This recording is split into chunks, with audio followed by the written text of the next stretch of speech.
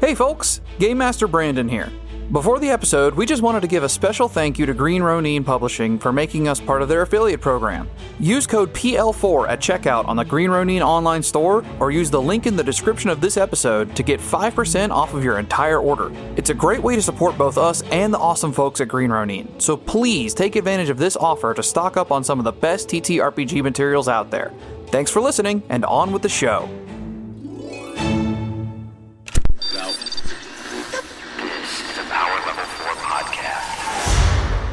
Level up your listening.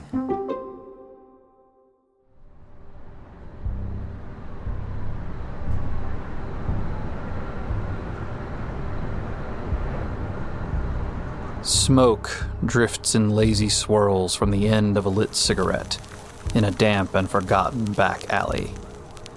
It mingles with the fog hanging in the night air, the lingering remains of a storm which blew through the city earlier that day, leaving a scattering of dirty puddles in its wake.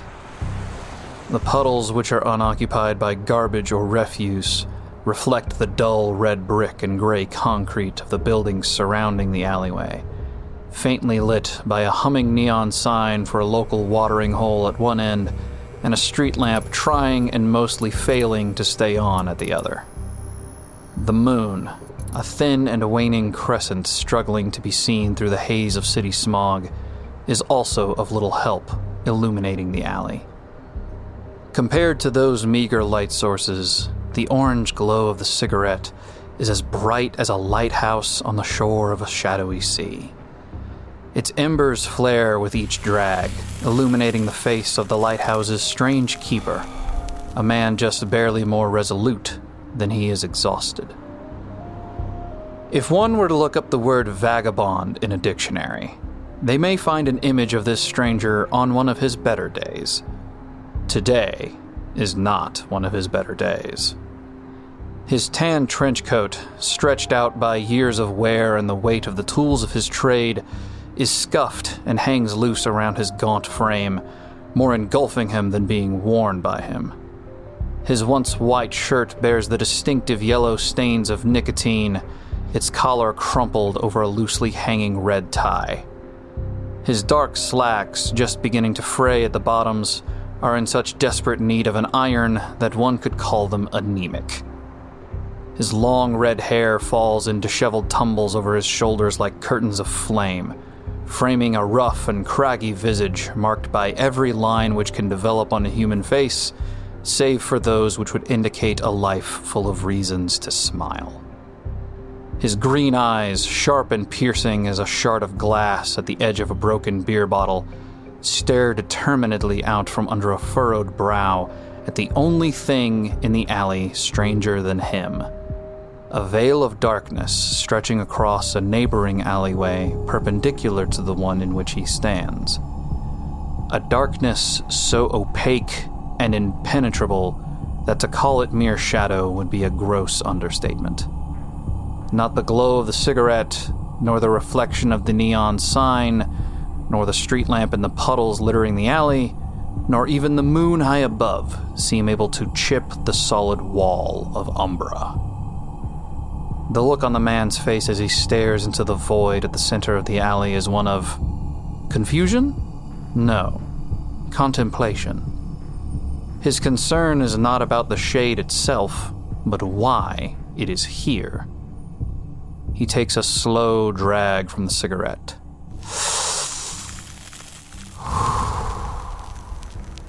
Savoring both its flavor and the calm before the storm which he knows approaches, when the sound of grit under well-polished shoes diverts his attention. 4 new figures enter the alley, the neon sign casting strange shadows upon them as they pass beneath it. The man in the lead of this new group looks in every respect as though he just stepped out of a Bogart-era noir film, right down to his baby blue eyes, clean-shaven square jaw, and a nose that looks like it's been broken and reset just one too many times. He sports a classic tan trench coat over a black vest, white shirt, and black tie, with a matching tan fedora sitting atop his slicked-back black hair, with a distinctive pinch at the front of the hat. The alley's original occupant looks the newcomers over, makes eye contact with the man in front, then takes another slow drag from the cigarette before lowering it from his mouth to speak. "It's about bloody time you lot got here," he says with a Gaelic brogue. "Do you have any idea just how many vagrants and stray animals I've had to run out of here while I've been waiting?" "Oh, come on now, Tommy," the Bogart lookalike replies with an accent that betrays his East Coast heritage. "We both know one look from your ugly mug is enough to scare off the devil himself." A moment of tension passes as the two stare each other down, broken when they both share the laugh of two old friends giving each other a hard time. "Okay, so what do we got?" "What we've got, Jack, is 3 strangers behind you and no introductions." Jack straightens up. "Oh, cripes, where are my manners?" He chuckles, steps back a bit, and gestures between the smoking man and the 3 of you. "Tommy, meet the squad. Squad, meet Tommy." "Thomas Reimer, at your service," he replies, tossing a curt nod in your direction. "And you lot are?" Agent Bronwyn Bedivere. Bronwyn can be best described as long and lanky. Her body type could be described as Doug Jones. She also has covered herself in several layers of protective clothing. Long, baggy cardigan, a surprisingly large hat for this time of night, as well as sunglasses, which seem rather unnecessary. And she has her hair in a long braid down her back. If you stared at her face under the hat and the glasses and the tendrils of hair, you would realize that the left side of her face is covered by what appears to be a very large, nasty scar. Thomas shakes your hand, Bronwyn. You can tell he's registering your unusual manner of dress for this time of night, but doesn't comment on it, just giving you a curt, "Hello." The second man takes a few steps out in front.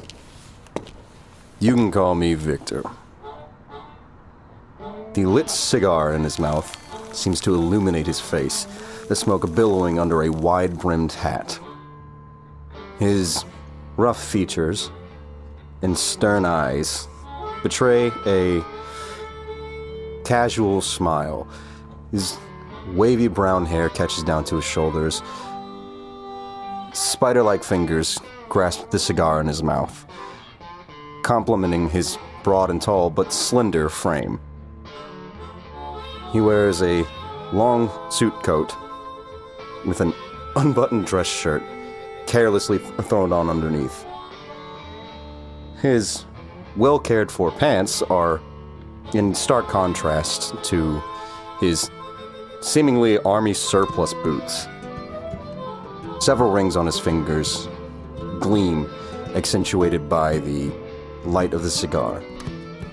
The smoke seems to pull and push away from him in unnatural curls. As Thomas goes to shake your hand, you see him get a whiff of your cigar smoke and realize that he's dealing with a man that does not compromise on taste, even when it comes to regular tobacco use. He shakes your hand and simply says, "Good evening." Stepping forward, Sandra reaches out a hand to Thomas for him to shake. Sandra O'Hara. Sandra can be described as thick fit, a good weight to her, but muscles from years of hiking and exercises.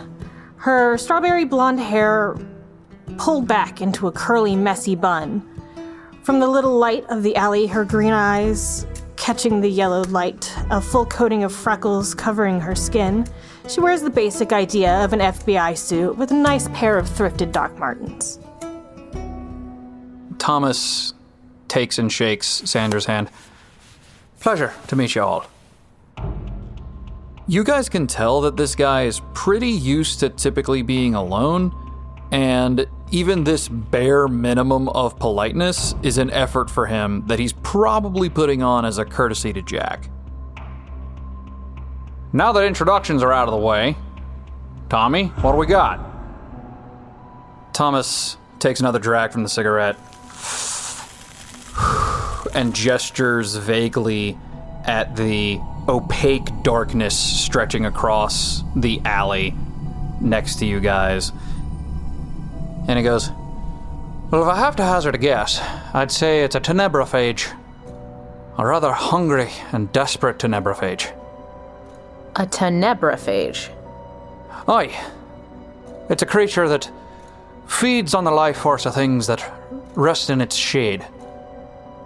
So what, going into it kills you? No.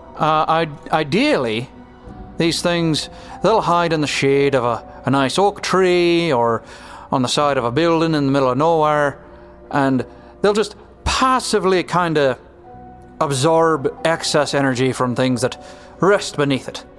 More of a heat sink than an ambush predator. Exactly.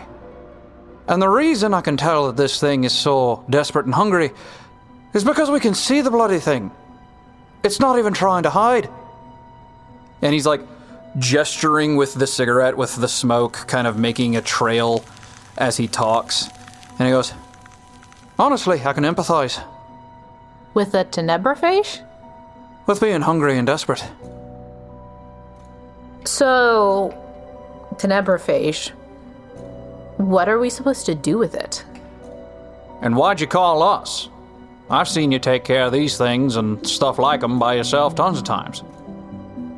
Well, number one, I called you because, again, it's hungry and desperate. And anything that's hungry and desperate and backed into a corner is not something you can reliably predict.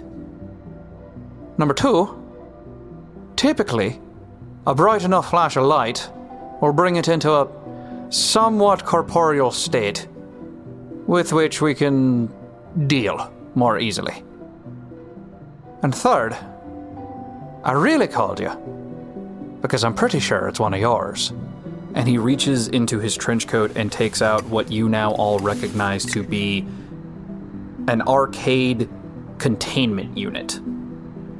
Something designed to hold something that does not have a corporeal form long enough for transport back to base and proper incarceration in the gut.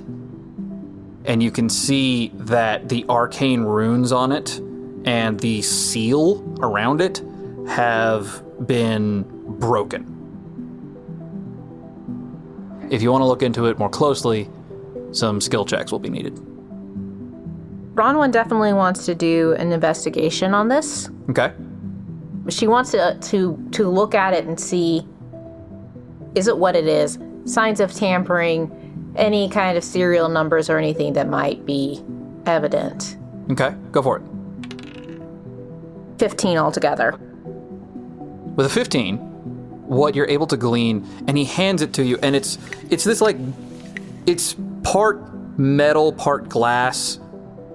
I'm just gonna call it what it is. It looks like the container for the ooze from TMNT. But with like arcane runes scrawled on it. There's some strips of paper that have the runes and scrawled on it like around it, and there's some ones that are carved into the metal that is housing the glass. So you've been in arcade long enough and you've actually used a couple of these things with Jack on the road in your cases. You know that the runes that are inscribed on the metal are like base. These are just contain until get to the gut. And then what's written on the paper around it is a practice to be like a more bespoke seal for whatever specifically you're putting in there. And with a 15 investigation, the first thing that you notice is that this does not look like it was done deliberately.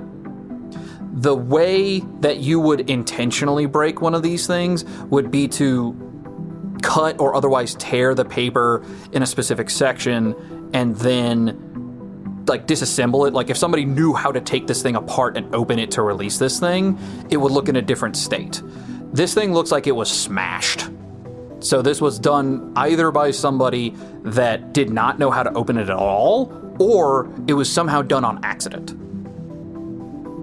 The second thing that you notice is that the information that's kind of on, there's a label on one side of it that has information based on basically like date retrieved, date stored, storage location, things of that nature, because you know that Arcade has been operating since before they had access to the base in New Orleans, and now the gut, which is where they throw all the things that they need to keep contained. Number one, you notice that this predates that. And number two, the location that you see written on it does not track with any known arcade-based location that you're aware of. Mind you, you've only been in Arcade for less than a year at this point, but that still rings a couple of alarm bells. Jack, this doesn't look like it came from one of our storage facilities. Not one of our storages, at least around here. Unless there's some secret dead sites you're not telling us about, and Arcade's been around for a lot longer, this does not match. Bronwyn is going to hold the box up and point to the label. Everybody looking at Jack right now, make me an insight check. 19. 16. 9. With a 9, Sandra, you're distracted with a 9 because you're catching a weird vibe off of Thomas. Not like a he's suspicious thing, but there's something vaguely familiar about him. I would like to suss out this Irishman. Okay, make me an insight check. It's 23. On a 23 insight, Yeah. you're looking at the way he's dressed, at the way he moves, and it's not that he's skittish. It's not like he's ready to bolt at the first sign of danger or trouble. It's that it seems like his focus wanders in a way that you find familiar. Because it's the same kind of way that your focus wanders. And you wonder if this guy has had an encounter with some type of fae-like creature like it is suspected that you have. Okay, so you got 16 and you got 19. Yes. So, you guys haven't known Jack that long. It's been a year or less since he found you and got you inducted into Arcade.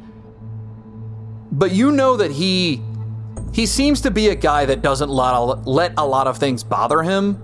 He's alluded to the fact that he's been around a long time and he's seen just about everything. There is a moment, and just a moment before he gets it under control, where he sees that label and blanches. Hey, Tommy, where'd you find this? Right over there under a pile of garbage. That I hope and pray didn't belong to somebody that wandered into this thing. Can I ask why exactly you were rooting through garbage? Because I'm investigating why this thing is here. Fair enough, my mistake. It had to come from somewhere. These things don't typically pop up in cities. There's too much light for them to get past for them to find a good hiding spot. They usually find them out in the middle of nowhere. Makes sense. Less light pollution. Exactly. So to find one this deep in a city, it's odd. So I figured, hey, maybe somebody put it here on purpose. And he takes that last drag of the cigarette all the way down to the filter and then flicks it. And it sails almost lazily through the air, trailing the smoke behind it, and it just disappears into that wall of shadow, and you neither see nor hear it hit the ground on the other side. Bronwyn is going to go over to inspect the pile of garbage herself and see what she can find. Any, is there any like identification or anything else that might explain who had this? Okay, make me an investigation check. This is 27 that she rolled on investigate. Wow. Okay. Nice. You're looking in the street, you're looking at that flickering lamp, you're looking at the way that this ended up here. And as you're looking around, you start to think, what am I missing? What environmental factors are there? There was a storm earlier today. Does that have anything to do with it? And you look up as you're thinking about that storm, and you see an overpass going over the area.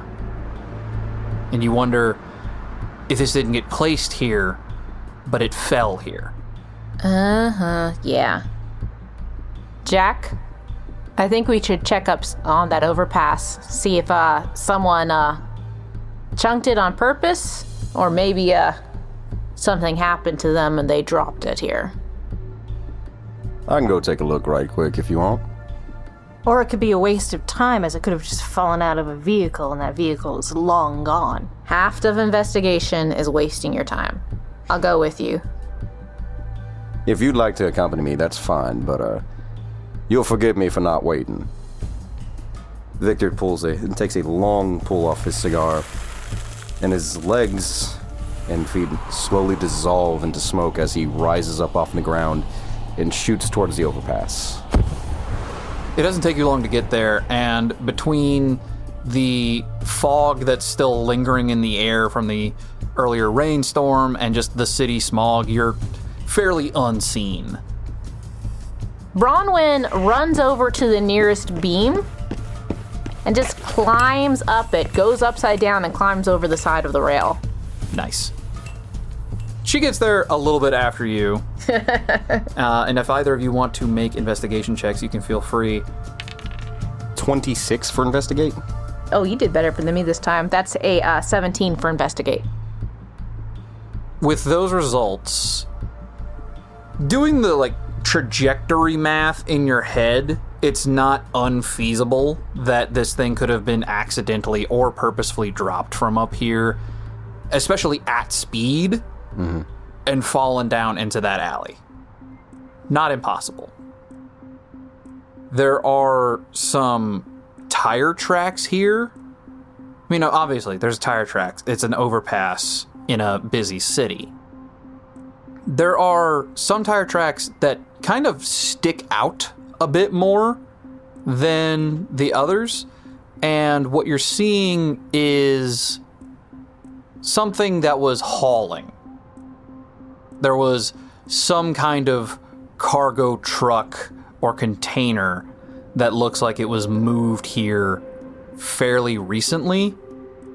Now, that could be just any old 18-wheeler or anything along those lines, but especially on, what was that, a 26? Yep. What you find is the tire tracks under those tire tracks. There's these weird tire tracks that have a particular tread to them that looks like it was immediately in front of whatever vehicle was making the bigger, more pressing tire tracks that have the darker hue to them because it was more weighed down. So it would be whatever was pulling the...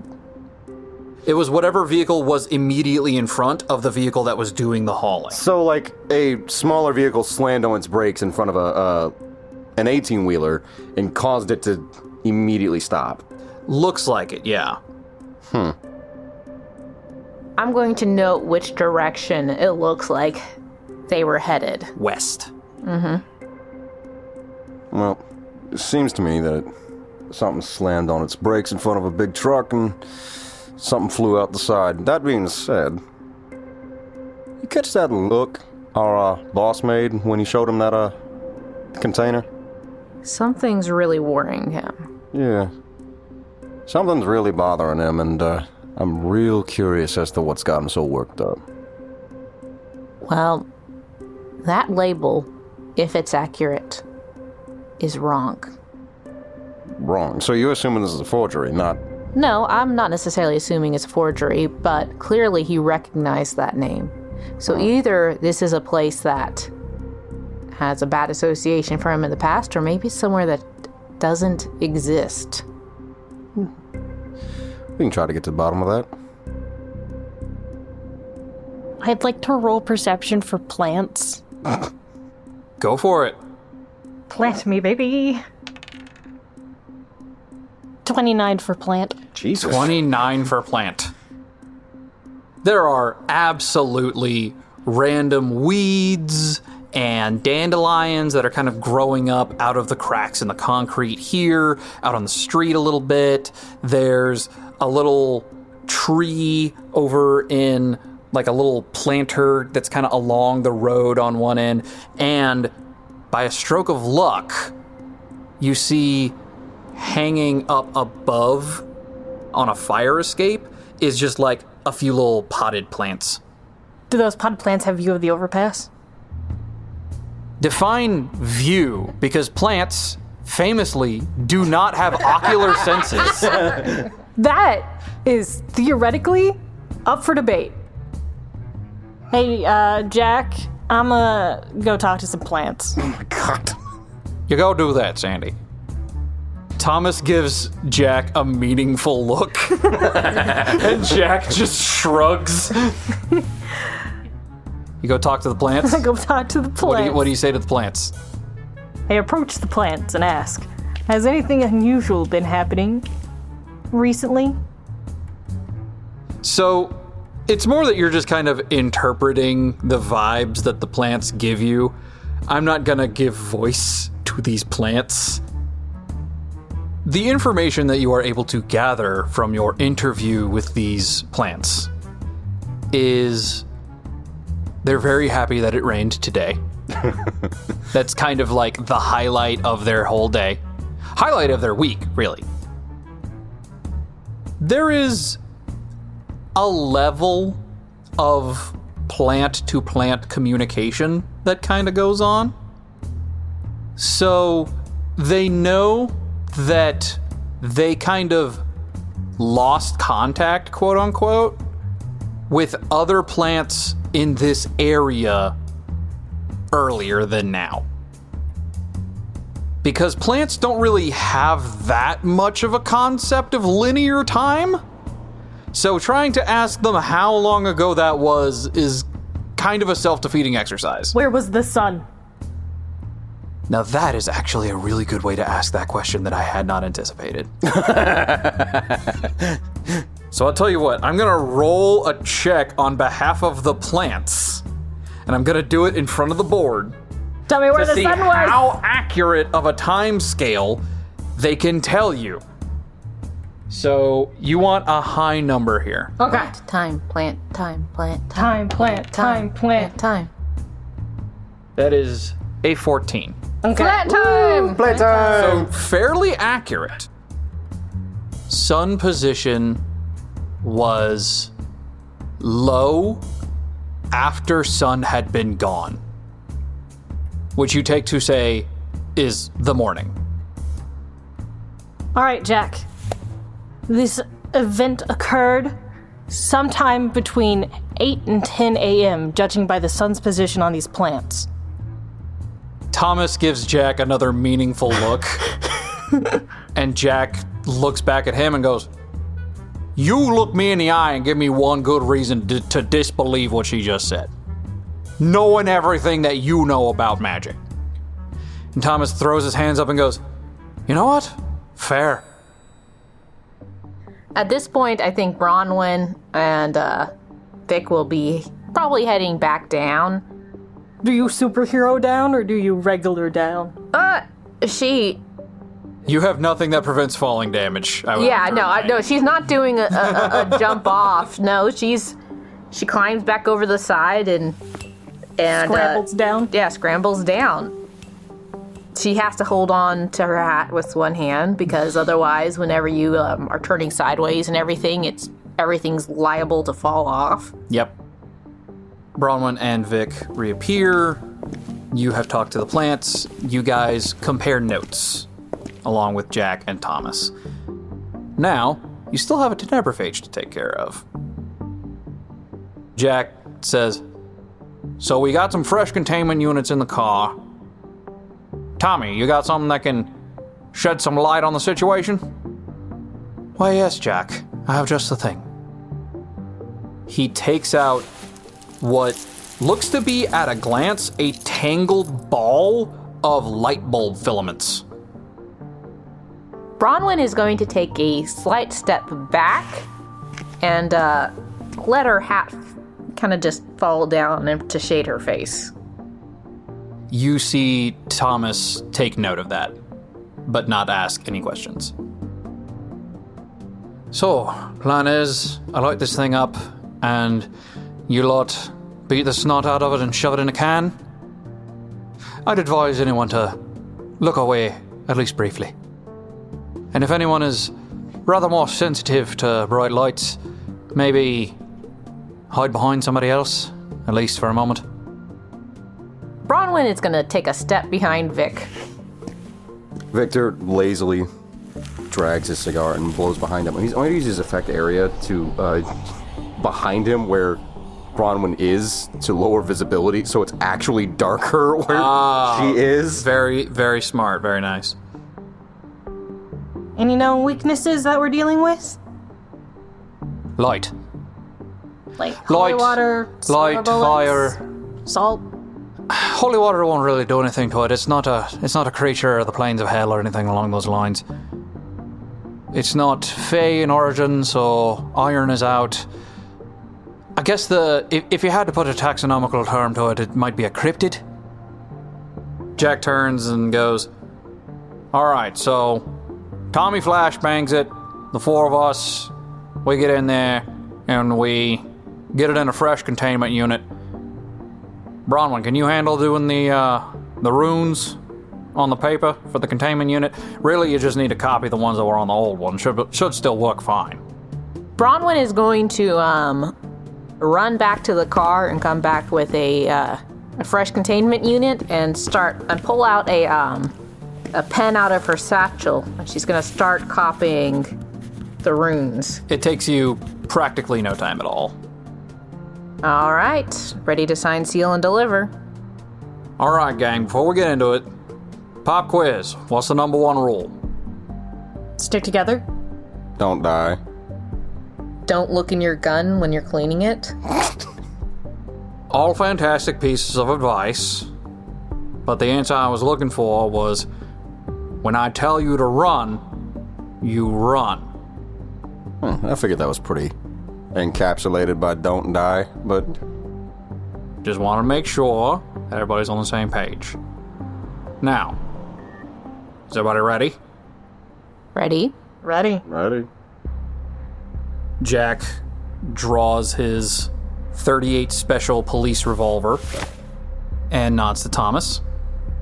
Thomas nods back, and you see him take that little ball of entwined light bulb filaments and hold it kind of close to his mouth and mutter a phrase in Old Gaelic, and you see it start to glow and glow and glow, and he goes, "Now might be a good time to avert your eyes." And then he kind of looks away and tosses it, and you hear a as like a giant flash of light that illuminates through your eyelids just a bit, and you hear as this thing becomes corporeal. You see this strange creature, not humanoid, but standing upon 7 legs, and its body is kind of made of writhing shadow, and where its eyes, quote-unquote, should be is just 2 gaps in the shadow where light is passing through and you can actually see to the other side of it. Everyone roll initiative. 17.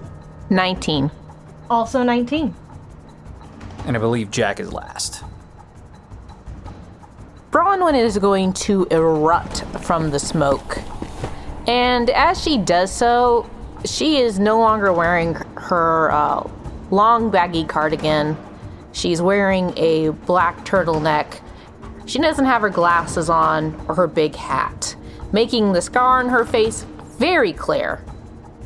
And as she leaps towards this creature, her fingers seem to have gotten longer and sharper.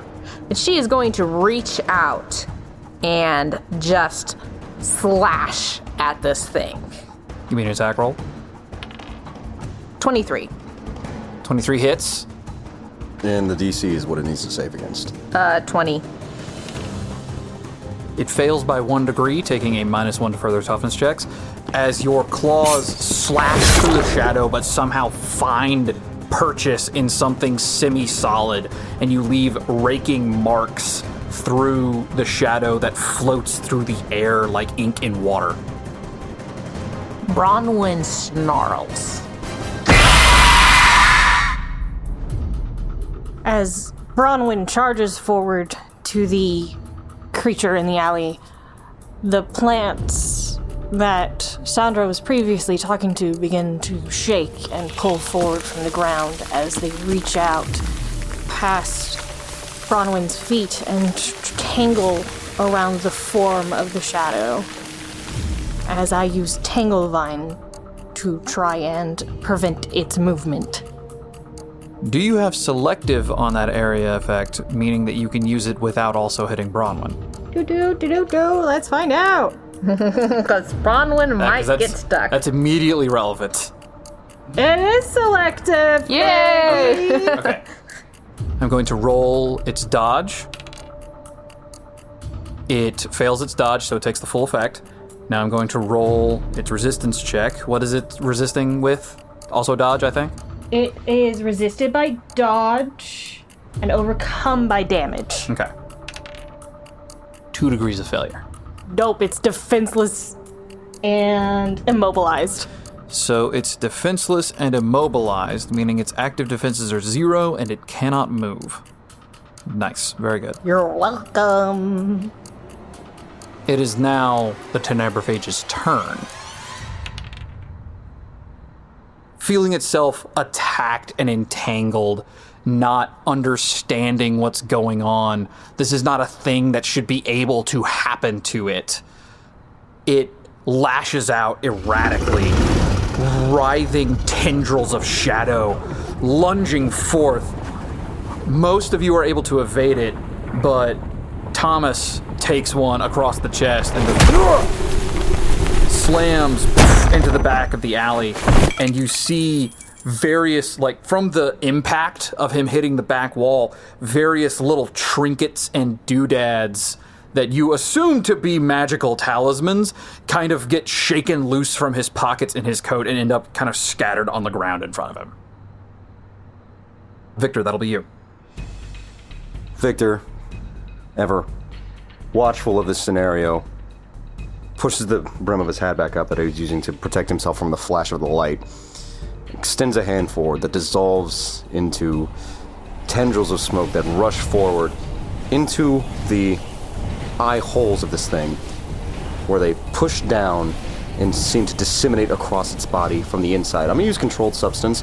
It's going to need to make a fortitude save on a DC 19. That is a natural 1. Oh, correct. Phage.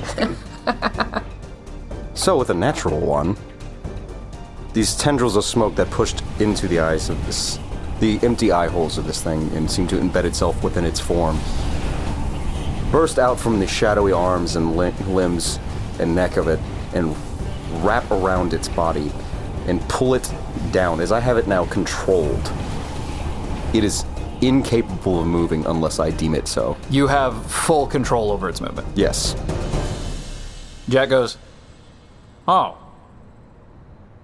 Well, that makes this easier."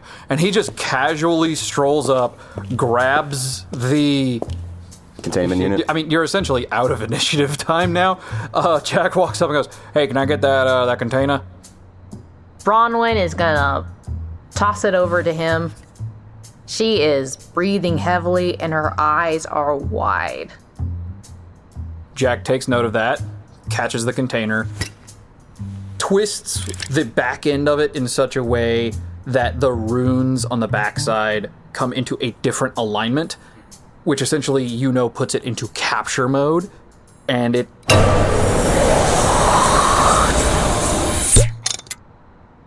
And you see that it's full of writhing, almost liquid shadow. Victor takes a pull of his cigar as his arm reforms out of his body, solidifying. as he gives it a nice stretch as he approaches the rest of the group. You're right there, Bronwyn. I'll be fine. Bronwyn is going to go over to Thomas. You all right there? You need any help? He kind of starts to stand up and goes, ugh. Yeah, it caught me off guard. And he's kind of rubbing his chest where the tendril smacked him, and he looks down at the ground and goes, oh, bloody hell. And just looking at all the little trinkets and doodads that he now has to pick up. Bronwyn is going to start gathering them. Do you do this at regular speed? No. With the quickness? With the quickness. So with 5 ranks of quickness, you, before he's even done bending over, really, just kind of and have them all like cupped in your hands. There's little hat pins and wax figurines and a couple of quarters that have stuff carved into them, a chess piece that's been painted with, like, it's a knight chess piece, which is typically a horse that has an image of a knight painted on it, like a guy in armor with a sword and shield. Love that. And various other little doodads that you can tell, as someone that has been learning how to do magic yourself, are probably how he actually practices magic. He probably has some spells memorized, but kind of just has his own version of a magical utility belt that he's able to pick and choose all these different things. And he goes, oh, well, thank you. And he scoops them all out of your hands and starts to put them all back in his pockets. And you notice that in his doing so, he accidentally left one in your hand, which looks to be the hour hand of a pocket watch with some thread woven around it. Oh, you have one left. Oh, tell you what, you keep it. I've already got one. No, thank you. You never know when it might come in handy. Does he, get a better look at her with the glasses off? He absolutely does, and you can make me an insight check. 13. With a 13, he knows what you appear to be and knows that you are not that. Yeah. She's gonna kind of tilt her face to the left a little bit to angle away the scar, and once she's finished handing the thing, she's gonna go over and put the glasses and hat back on real quick, along with the cardigan. Jack, seeing that you've helped Thomas gather his stuff and that Thomas is up on his feet, goes, hey Vic, put this in the car, huh? He knows the one that can sneak up on him. He's gonna get him far away. All right, I got you. He's going to stealth, use Great Tentacles, which is a move object effect, to put it in the vehicle while also sneaking to try to get close enough to hear. Can I would like to dick with Vic. I would like to unsummon the vehicle. All right, then I'll just hold on to it. So Vic, you take this containment unit being like, all right, Jack's up to something. And you're looking around the corner, and like out of the corner of your other eye, you're smoke telekinesising the containment unit over to this early 70s Plymouth satellite. You better hope I don't drop that, otherwise we're doing this again. And as you're doing so, Sandra looks over and is like, oh, this will be great. And clicks the key on her fob, and the car goes, whoop, whoop, and is covered in a swirl of void and darkness and disappears. I'm gonna get it for this. As Jack goes over to talk to Thomas in hushed tones, anybody that wants to can make me a perception check. Can I use my intangibility to appear as the fog that you so graciously described? Make me a deception check to disguise yourself as fog. 20 deception. I'm going to say that Jack is pretty rattled right now and is at a pretty heavy penalty. But he still notices the smoke. Mm-hmm. You notice him noticing the smoke and continuing to speak anyway. I will use my advanced hearing. Okay. You get a +2... No, a +5 bonus. Yeah, I'm about to say. Because you have, like, really good hearing. 31. Yeah, you hear everything. I rolled a 9 minus 2, so I got a pretty good. 19. Sandra, you hear snippets. Listen, Thomas. Do you have anything? And I mean anything. I need us to get somewhere now. If this came from where I think it came from, this is bad. Like embouchure or worse, bad. Which is something of note to Victor Valentine. Are you serious, Jack? Like a gunshot wound. This could be not just bad for me, but for Arcade. If it's that bad, you know I can help. Thomas, I can't. I know I can trust you. But if you're not involved, you can't get in trouble. Now, Jack, you know that's a load of... Tommy, as a friend, don't push it. One of these days, Jack Miller, one of these days all your nonsense is gonna catch up to you, and I can only hope and pray that you got good friends nearby that can help you get through it. Yeah, that's what I'm hoping to. I got one thing, and I mean the one. And Jack, you owe me big time for this one. And I mean big time. Yeah, I know, I'll get you a bottle of your favorite whiskey. No, I'm serious, Jack. I've only got the one of these, and I'm not sure I can ever get another. Fine. I owe you, big time. Promise. And you see Thomas takes out what appears to be a tear of blue cloth. It's just this really nice looking high thread count blue cloth. Mm-hmm. Looks like a scrap of clothing of some kind. But all the parts in shadow, you see the cosmos. Stars, galaxies, planets, outer space. And around it is tied a small length of red string to where it's kind of like bisected in the middle by this small knot of red string, and it's sticking out on other side like some kind of really messed up bow tie. This is good for 4 jumps, and 4 jumps only, and only to places that you know very well. So I really hope you know where you're going, Jack, because otherwise I can't help you. I know exactly where I'm going. And hopefully this'll get us wherever else we need to go after that. I'd wish you luck, but, well, if it's as bad as you say, you're gonna need more than luck. Hey, I'd rather be lucky than good any day. It's gotten me this far. You know you're talking about luck to an Irishman. Yeah, fair enough. Thomas hands him the strip of cloth, and Jack turns to address you all. All right, gang.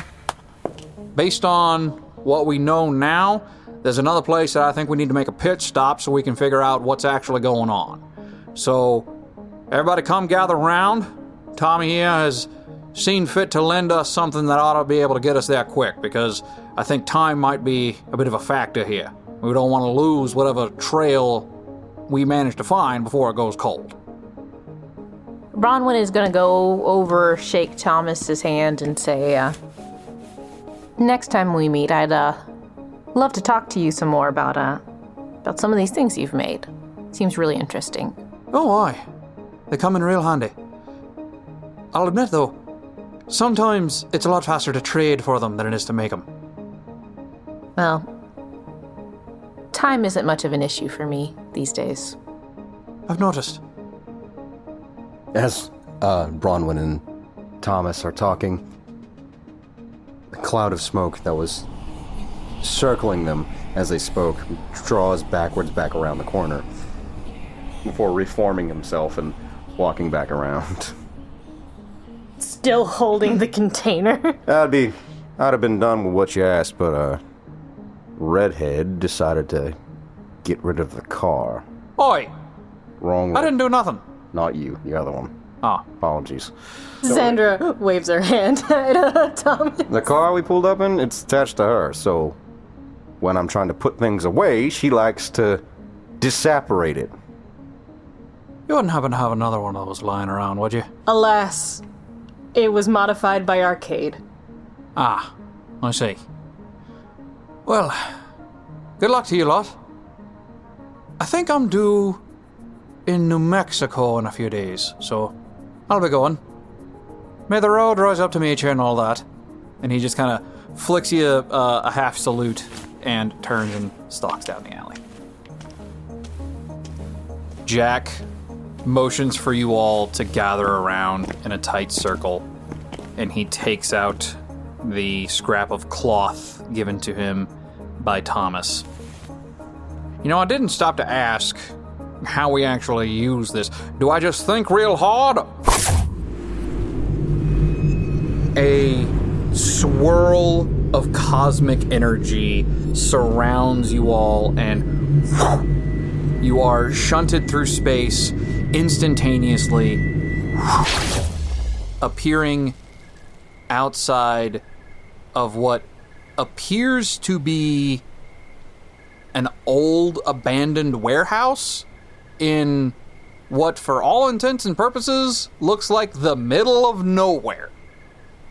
You can tell by the change in humidity and heat that you have at least changed latitudes. Better or worse?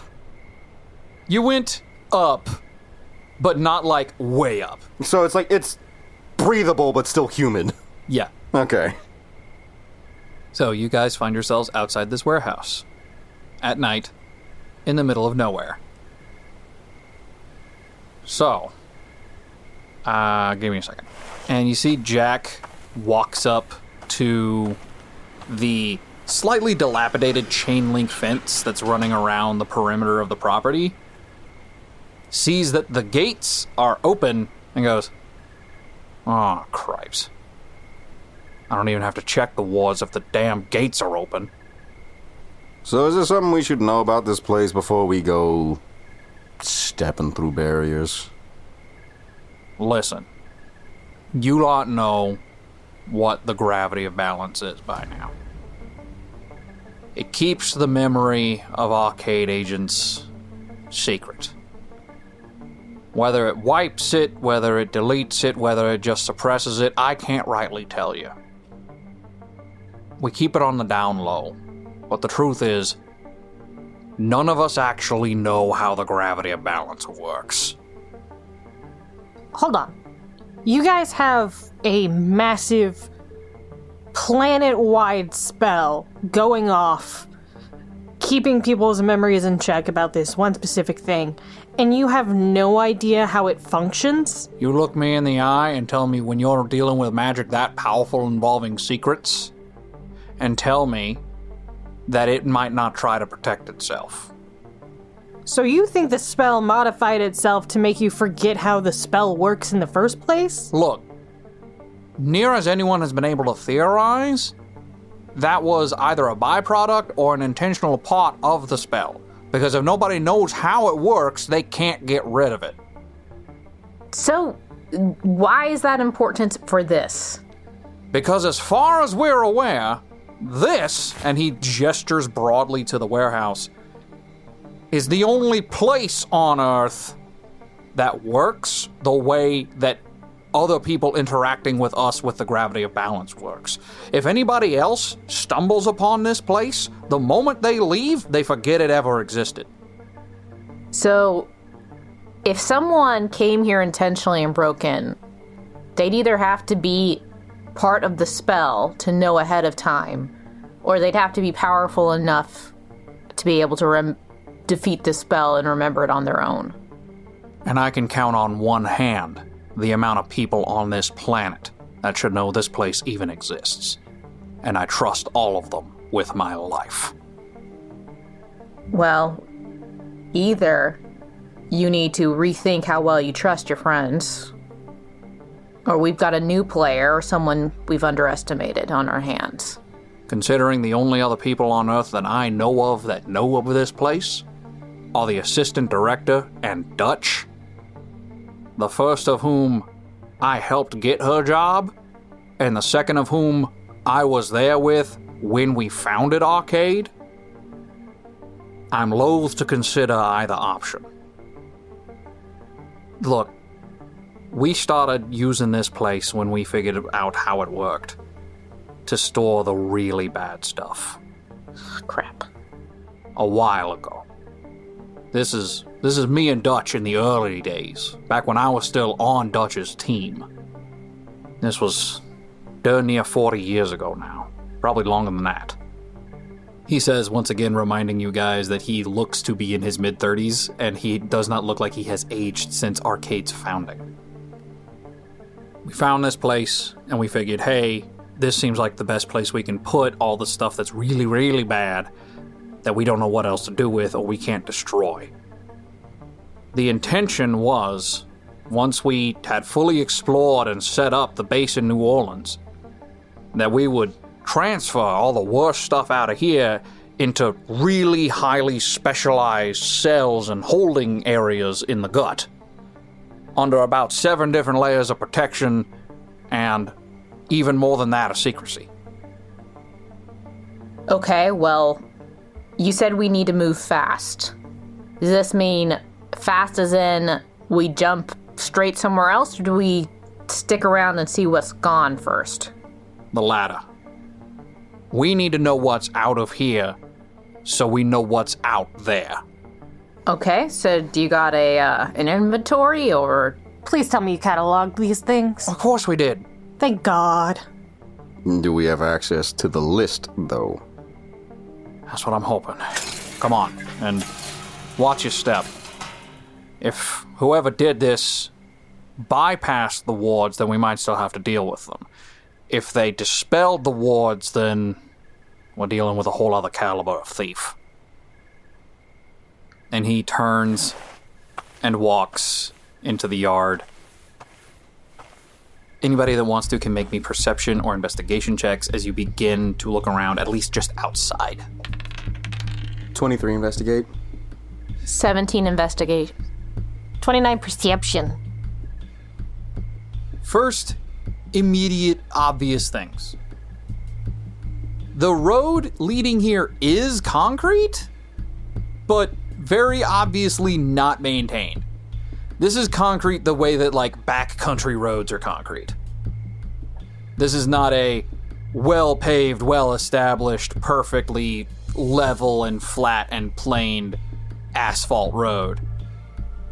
But it is enough for tire tracks to be left. And on a 23 investigate, you don't even need to look at it that hard to figure out these tire tracks match the ones that you found on the overpass. Both the smaller vehicle that was in front of the carrier and the carrier. Hey, Jack, we're looking at probably a fair load of theft. Looks like they brought an 18-wheeler out here. Which definitely means that whoever this was came prepared. They didn't come across this on accident.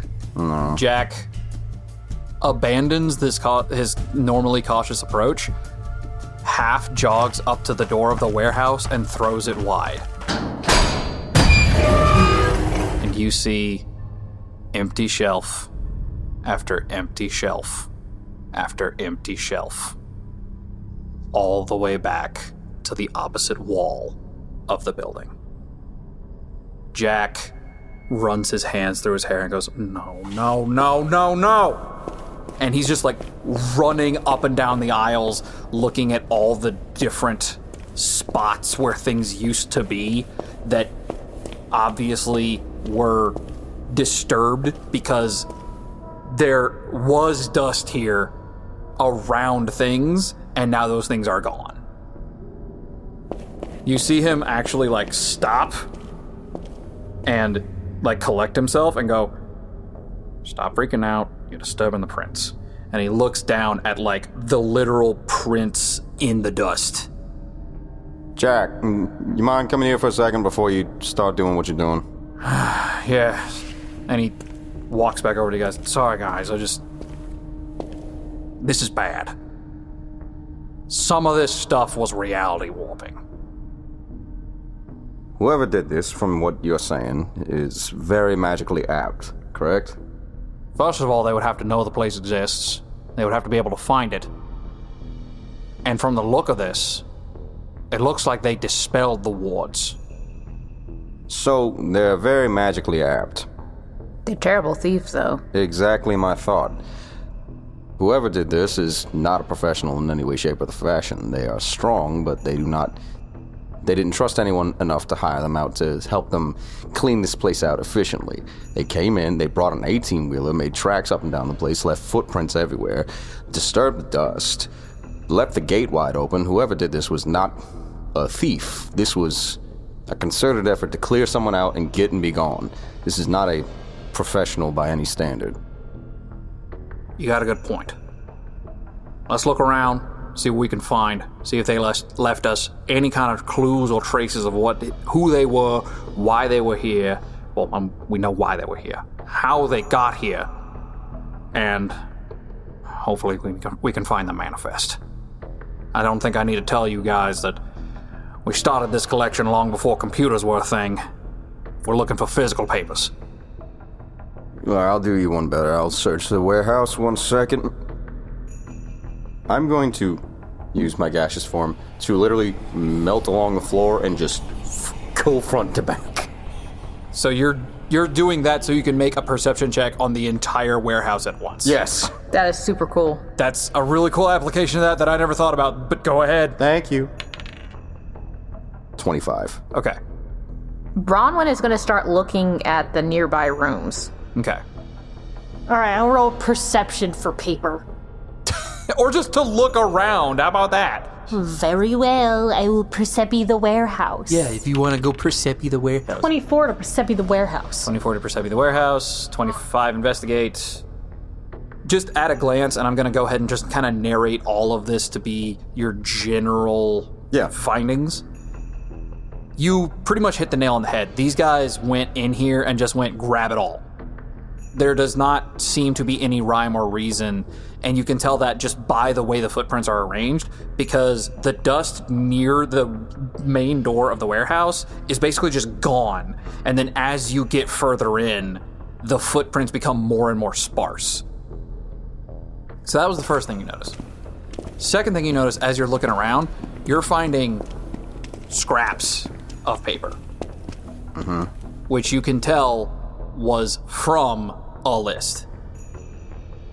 If you had to hazard a guess, based on that 25 investigate, they found the manifest, tore it into its individual papers, and handed them out. You go get this, you go get this, you go get this. And just kind of probably just brought them with them. Exactly. You are finding scraps, though, and from those scraps, you're seeing you're seeing the names of things, but no context for them. Right. You see that Jack is over in the corner and is letting you guys do the legwork, and it looks like he is trying to recreate the manifest as best as he can from his memory with his personal little pen and pad. Okay, well, we found that. Was that 1992? Bronwyn is also going to call from the side. Look and see if there's any fingerprints in the dust. There are some fingerprints here. To do a full printing of this place would be a colossal undertaking. If you, as Bronwyn, with your quickness, want to get on that, you can. Sure, Bronwyn is going to go ahead then and start collecting fingerprints because she's an agent. She's going to do what she knows. Bronwyn, you're lifting prints. You did the search. Sandra.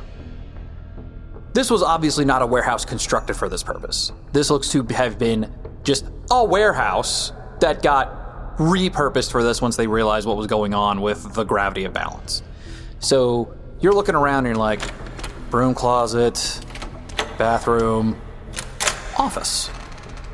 And you look inside the office, and obviously tons of dudes have been through here. Like, all the dust is disturbed. They rifled through the drawers of the desk in here. They opened up and like took all the stuff out of the filing cabinets.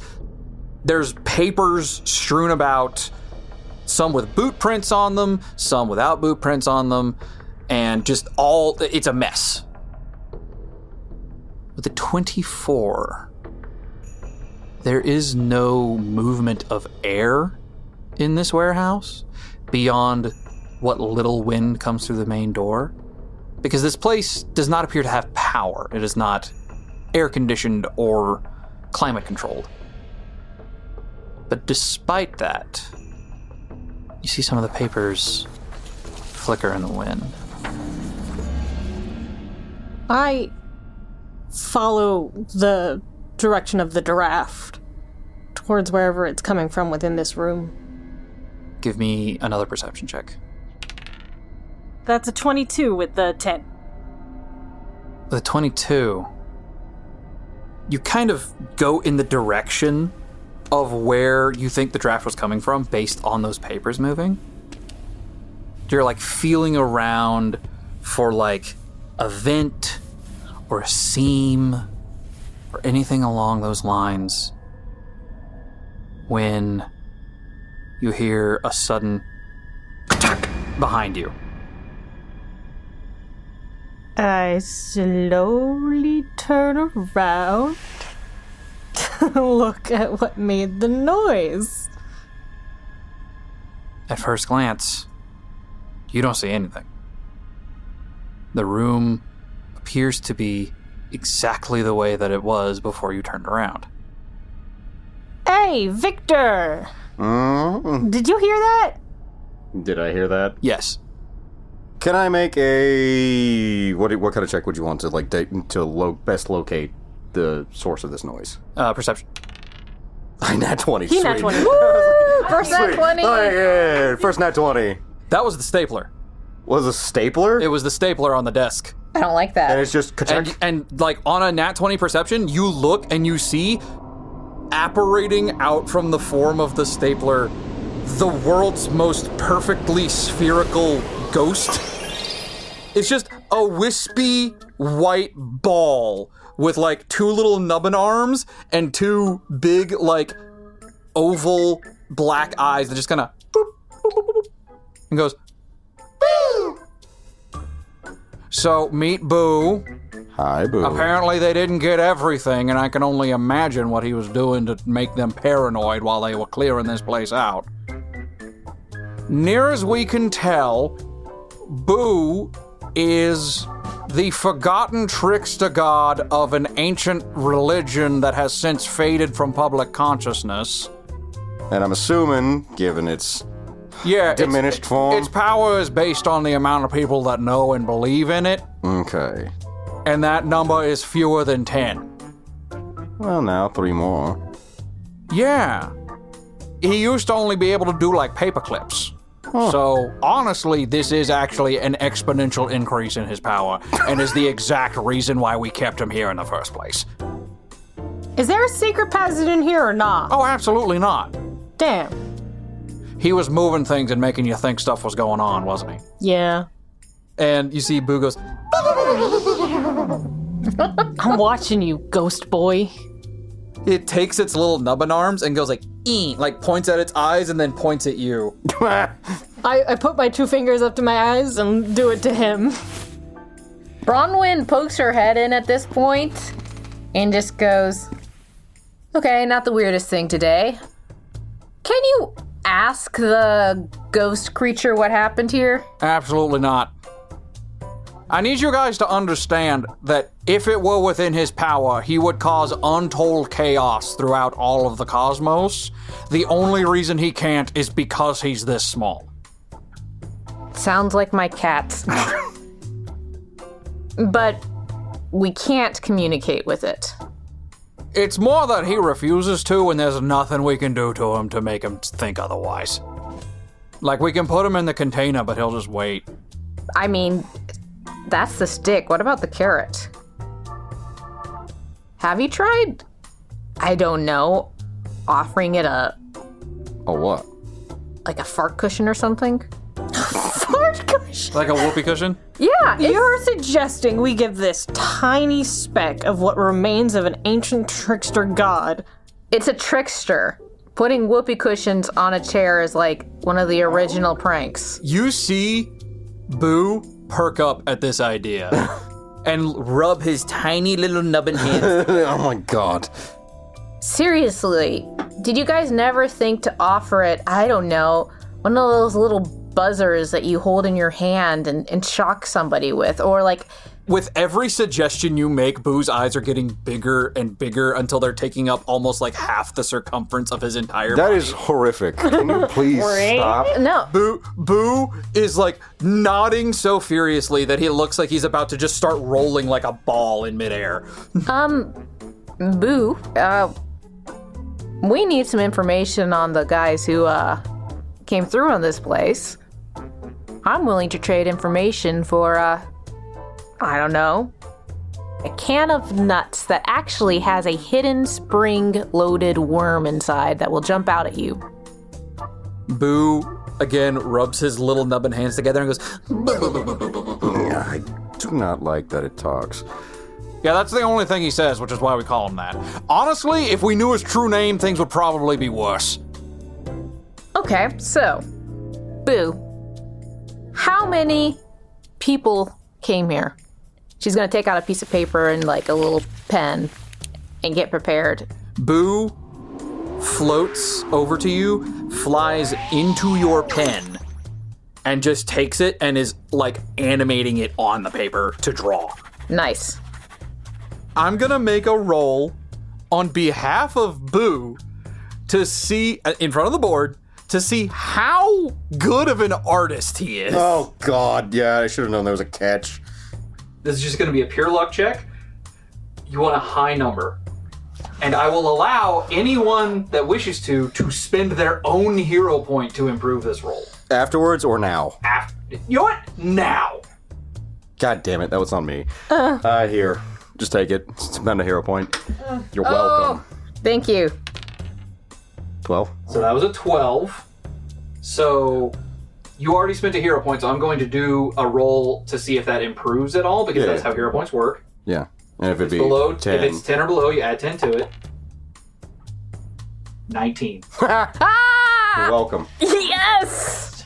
We're so smart. Boo, with the ballpoint pen that you had in your pocket, draws a photorealistic likeness such that Bronwyn, with your well-informed advantage, you can make an investigation, or what's the other kind of check that you can make for that? I'm going to do investigation because that is the kind that is good for me. Okay. So, of the person that apparently was the ringleader of this whole debacle. I went shebang and debacle. Shabackle. Shabackle. Was it a 20? I can't see it. No, it's 18, so that means a 28. 28, hell yeah. You have heard of this guy. You see a portly man with slicked back hair that seems to be dressed like a funerary director. And you know this man to be the embalmer from Freedom City, whose whole shtick is performing strange, macabre crimes with his pals who are his henchmen. And he rides around in an armored and souped-up hearse, which you can only assume is the smaller vehicle with the strange tire tracks. The embalmer? What on earth is he doing with a high-level magical crime? Jack grabs the, no subtlety, no grace, grabs the notepad and looks at it and goes, "The embalmer? Who's the embalmer? I've had cats that are more magical than the embalmer." This guy... This is not... I mean, it's his MO to do weird stuff, but not... How would he know about this place? He shouldn't. He wouldn't, you mean, unless he was brought in by someone with actual magical ability who just needed an idiot with a bunch of henchmen.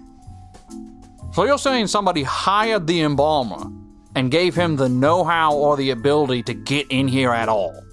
Yeah. Unless it's someone who's just looking to muck things up and thought it'd be funny to send the embalmer. It's the only thing that makes sense. Unless he somehow stumbled into something that gave him vast amounts of magical power without anybody in Freedom City noticing, which, side note, he's supposed to be in Freedom City. We're out in the middle of the Midwest.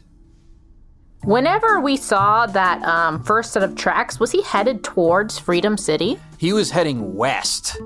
Which... And Freedom City's on the From east. here is the opposite direction of Freedom City, because Freedom City's on the east coast. So we'd be actually headed towards Emerald City.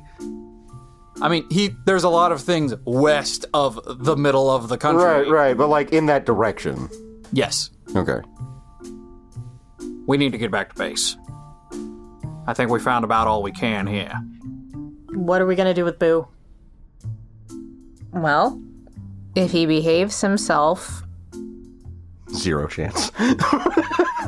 If he behaves himself, he will find himself regularly rewarded with prank material. We also can't leave him here with all the wards gone. If he doesn't behave himself, he goes in timeout. So, Boo. You see, like, just enough of him emerge from the pin to have, like, the big old eyes that you just... Jesus. You ready to come along and have a good time? Or do you have to go in timeout? Make me a persuasion check. 19 plus 5 is 24. Boo goes back fully into the pin and just flies the pin up and sits it perfectly in your pocket where you had it before. And does not move. All right. I think we've figured out all we can here. So he gathers everyone around and takes the cloth back out. We got 3 more jumps on this thing, so I think... And you once again tumble through swirling cosmos and reappear outside in an alleyway hidden from the street in the outskirts of New Orleans, Louisiana. We have a car. You don't understand how long that would have taken us to drive? We were somewhere in, like, Kansas. By the way, put that thing away before you send us somewhere else. Yeah, I'm gonna, yeah. And he, like, tucks it into his coat pocket. There we go. That's a good call. And you look around and realize that you are, like, literally around the corner from the secret entrance into the arcade base. Or one of them. You all walk around the corner, coming up to an unassuming brick building that, by all appearances, is an old, abandoned antique store that has long since been condemned. You walk through an illusory wall keyed to your arcade IDs, coming face to face with Agent Singh, who's working the security desk. You wordlessly flash your IDs and badges, to which he replies with a curt nod, and make your way to the elevator. Jack hits a button on the panel, and you start to descend. Remind me again exactly how you managed to fit an entire base underground in Louisiana. Look, we didn't build the place, we just kind of appropriated it after we took down Papa Zarouge. And now we just need to make sure that the wards that are maintaining the place holds, otherwise, well, pretty sure the whole thing's gonna collapse in on itself. That neither explained things nor comforted me. I appreciate that. A short ride down later, you emerge into Arcade Headquarters, a sprawling complex of cave systems in the process of being converted into a specialized FBI field office. The main atrium before you is the heart of the complex and also the most finished, being constructed out of support girders, floor plating, and prefab walls. There are a lot of shared desks for whatever department might need to use the space at the time, or for field agents coming in and out of the complex. And there are different branches out into the different sections where each department has their own specialized areas in this large floor plan, or even through small tunnels that lead into other parts of the cave complex. Off to the side, you can see the stairs leading up to one of the few private offices in this place. that of Assistant Director in Charge Courtney Vance. Hanging from the railing of her small balcony like a banner, you see one of the only things identifying what this place is even supposed to be. An arcade flag, showing the organization's logo of a globe overlaid on a pentagram, with the words American Research Center for the Arcane Defense of Earth around the outside border. Okay, we're gonna need to do this fast. Bronwyn, you know the necessary things that you need to go through in order to put out a bulletin for people to keep an eye out looking for the embalmer. So I'm gonna need you to do that. All right, on it. Vic, I'm gonna need you to go down to logistics, and I'm gonna need you to tell them to get you the stuff for the M train. The M train? All right. Yeah, we're gonna need it. Vic takes off. Sandra, you, I don't know, check to see that the plants are doing okay or something. I don't know, just make yourself busy. I gotta go talk to Vance. Oh, so they get cool jobs and I go check on the plants. Would you rather me give you a task? No. Yeah. From what you've told me, the ficus in the conference room is a notorious gossip. So you know what? You go have your, what do you call it, tea time? Something about tea, right? Spill the tea? Yeah, sure. Go spill the tea on the ficus, and I gotta go talk to Vance. And he turns and walks down the hallway. Do you think he thinks that's literal? I hope not. Bronwyn, you go to speak to Special Agent Kendra Hayes. Bronwyn, she doesn't go full speed, but she does go faster than the average person. Your power walk is someone else's light jog, and the office crew from you guys coming in and out at this point has just kind of gotten used to it, because there are a number of people that just work in the office here. Yeah, Bronwyn power walks / jogs over to Kendra's office or desk, whichever one it is. You go over to where this open floor area is, which is just the communications department. And you see that there's like it's not like spy movie giant map of the world on the wall, but you see there's like a map of the US up there, and there's like different flashing lights on it. It's up there just on like a flat screen TV that you can see has approximate locations of where the 4 different field teams are. For Dutch's team, there's just kind of a box off to the side with a question mark, because they're honestly not really sure. And it's funny because they still have your team pegged as somewhere in like the west side of the Midwest, where you were a mere hour ago, really. You're about to freak out somebody.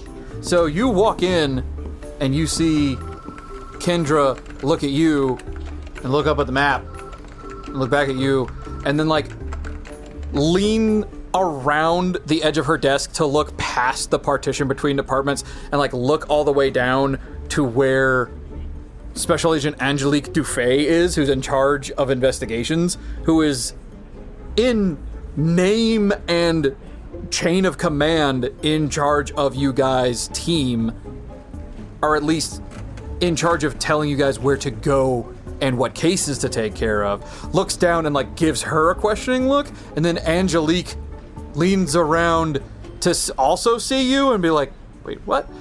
And you see Angelique starts walking down, but you reach Kendra's desk before Angelique even gets up. Kendra, we're gonna need you to put out an APB on the embalmer. He should be heading somewhere to the west coast. Okay. Sure, Bronwyn, but when did you guys get back? Minutes ago, we took a shortcut. Okay, so, and like she leans forward a little bit at her desk and goes, okay, so like how much juice did they put in that car? It wasn't the car. We got a hand from a friend of Jack's. Oh, okay. Yeah, that makes sense. So Kendra's like, yeah, sure. I can put out an APB on that. Do you want it to just go to other FBI field offices, or are we trying to get local police involved? Yeah. How specific should we be making it here? Like, it's just the West Coast in general? if we're organizing like a nationwide manhunt, I'm gonna need a little bit more than that. Look, we know he headed west from our previous location. And that really is like the whole West Coast, isn't it? We don't, yes, at this moment, we're looking for a armored hearse, likely followed by an 18-wheeler. Wait, an armored hearse? The embalmer is a weird guy. You know what, just give me a minute. And she turns and starts typing on her computer and, like, brings up a file and goes, oh. Yeah. This guy... Yes, he's not in... Yeah, no, he's supposed to be in Freedom City. I know. No, I mean, like, he shouldn't be our problem, right? Like, this is a problem for, like, the Capes and stuff over in Freedom. He's making himself our problem. Oh, okay. So he got his hands on, like, some, like, an actual thing. Yeah, we're dealing with it, but we gotta figure out where he went first. Yeah, because last note I'm seeing on here is that he got taken care of by the next gen? If the next gen can take care of this guy, he seems... Beneath us seems degrading.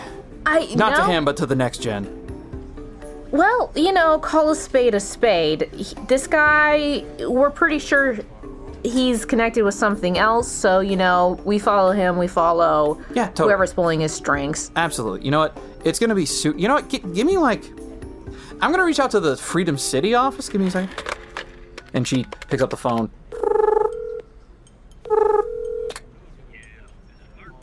Yeah, hey, Clark. We're on a first-name basis. A lot of stuff happens in Freedom City. Yeah. Yeah, it's Kendra. Kendra, how you doing? Oh, I'm doing fine, thanks for asking. So, we're looking into something involving this guy, Will Moody, the embalmer?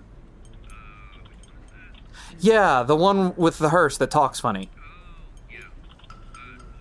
Yeah, so if you could just send me, like, any kind of footage you guys have. All right, cool, thanks. Oh, yeah, totally. You have a good day, too. And she puts down the phone, and she goes, yeah, so, he has a vanity plate. Of course he does. He has a vanity plate on that hearse that is just... embalmer with a couple of letters missing. So, yeah, I'll put out the bulletin and I'll let you know. Appreciate it. And by the time that whole conversation is over, Angelique has walked up and goes, Bronwyn, report? Bronwyn holds up the little containment unit.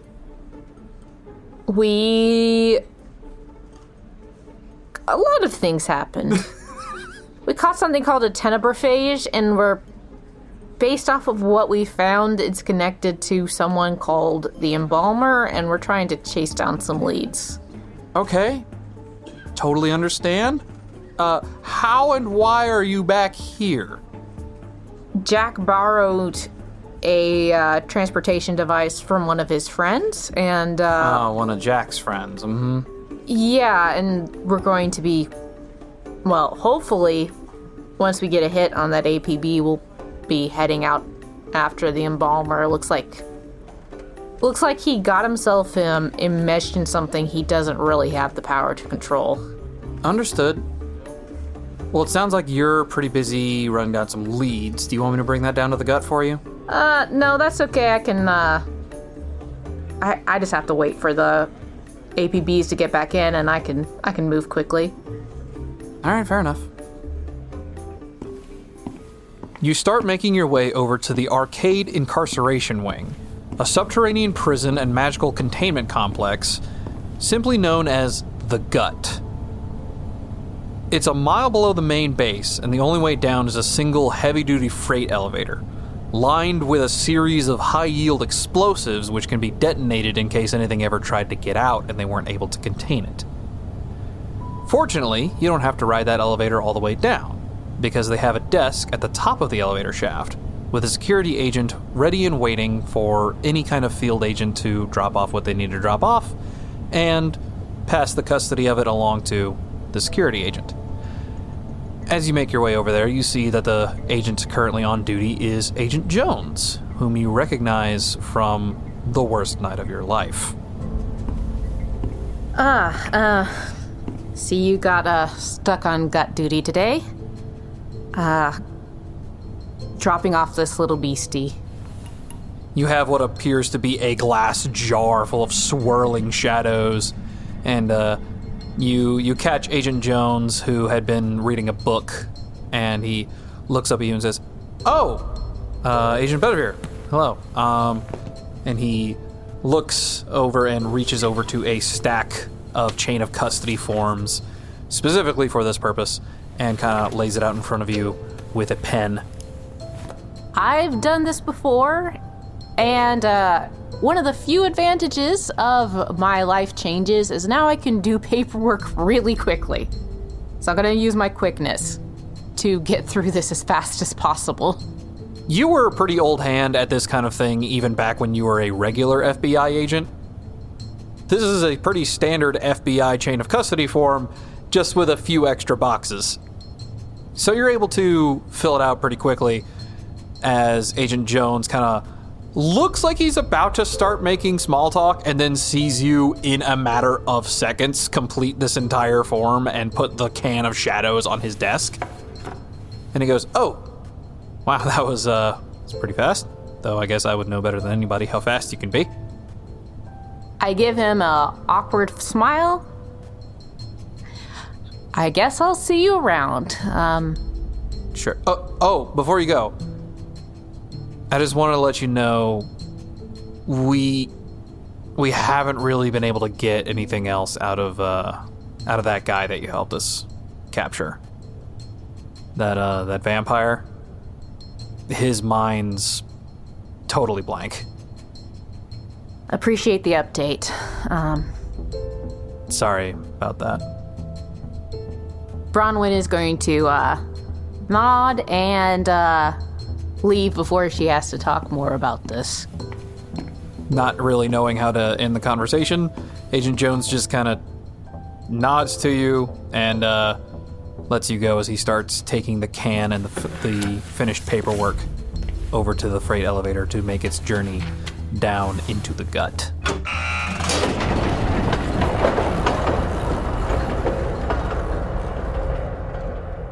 Vic, you make your way over to the armory, and you see Special Agent Elaine Noble.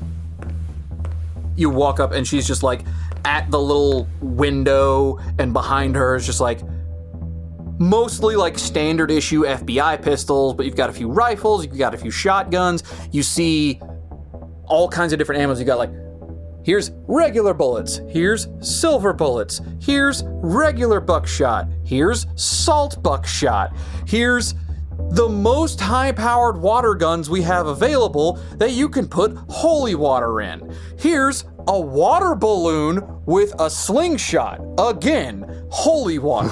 It's a bunch of like actual serious FBI and military hardware next to like the super soaker aisle at your local grocery store. Tactical edition. But like with a bunch, but with like Picatinny rails on. Yeah.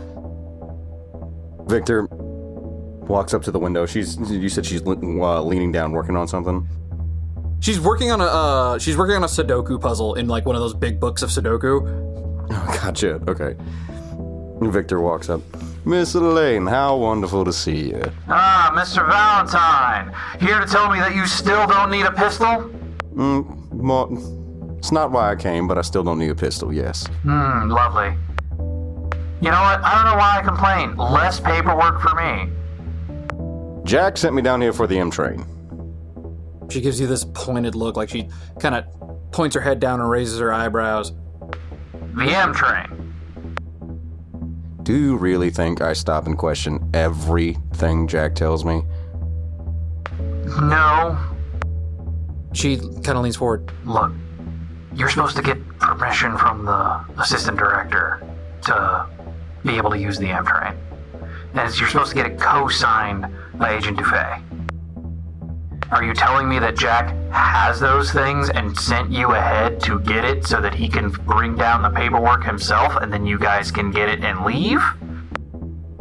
Or are you telling me that Jack is bypassing the normal bureaucratic process of checking things out of the armory? Again. Would Jack really do something like that again? I think he got a fuss into the last 7 times, 8 times the charm, right? That doesn't sound like him. So I'm gonna make this your choice, a persuasion or a deception check. Say persuasion. I think they're the same. DC 20. It was not that.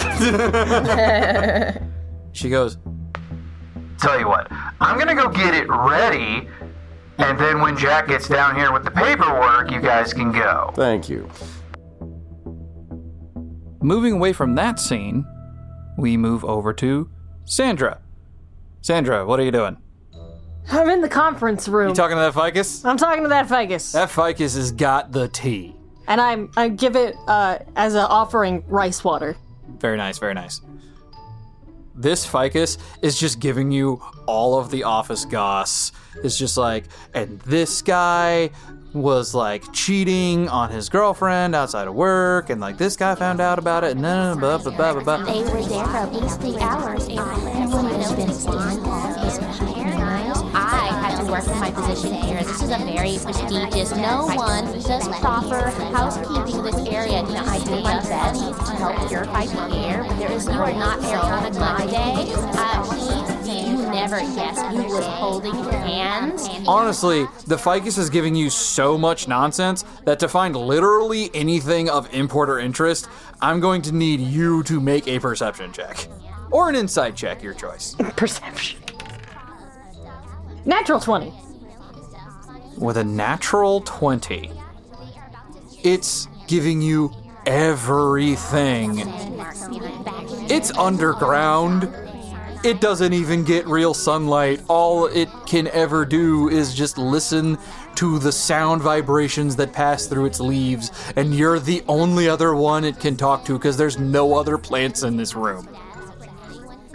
Things that you're getting, there is some tension brewing further up from Arcade into like general administration, because Arcade has been being stretched so thin and their budget has been ballooning to the degree of concern for the director of the FBI, who is one of the few people outside of Arcade proper to know it exists. You know that the counter-argument to this, made by Assistant Director Courtney Vance, is that since the disappearance of Earth's Master Mage nearly a decade ago, Arcade has had to really run themselves ragged to pick up the slack.